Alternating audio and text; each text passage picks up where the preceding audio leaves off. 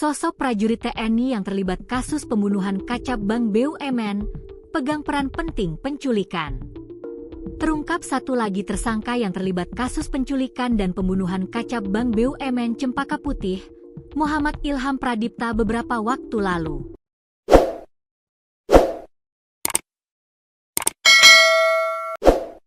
Ia adalah Kopral II, Kopda, FH yang kini ditetapkan sebagai tersangka dan sudah dilakukan penahanan di markas Pomdam Guntur.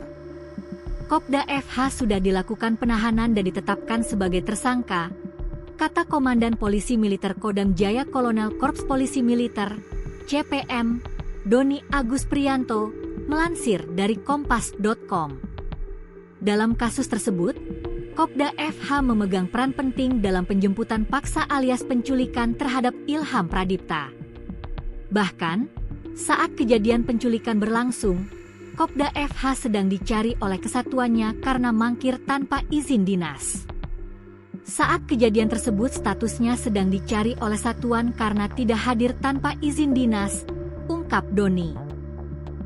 Berdasarkan hasil penyelidikan, peran Kopda FH dalam penculikan dan pembunuhan Ilham Pradipta bukanlah sebagai eksekutor, melainkan mencari dan merekrut orang yang akan melakukan penjemputan paksa terhadap Ilham Pradipta. Peran yang bersangkutan sebagai perantara untuk mencari orang guna menjemput paksa, ujar Doni.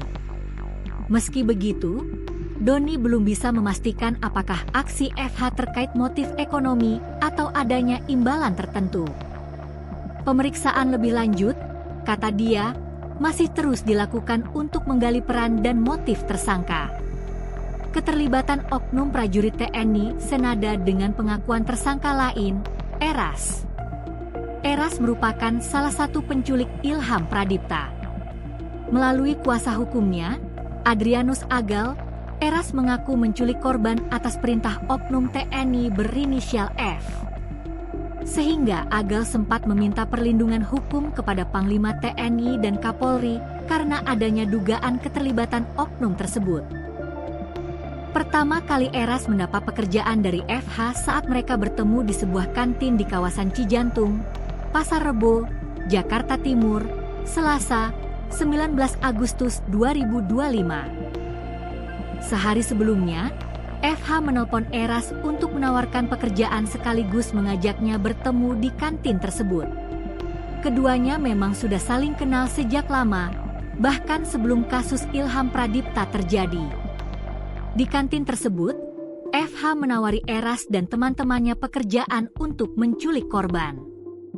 Pada Rabu, 20 Agustus 2025, hari eksekusi penculikan, Eras bersama kawan-kawan kembali bertemu dengan FH di Kafe Kungkung, Jalan Percetakan Negara, Rawasari, Cempaka Putih, Jakarta Pusat, pukul 9 waktu Indonesia Barat. Saat pertemuan, FH menjelaskan rencana jemput paksa terhadap Ilham.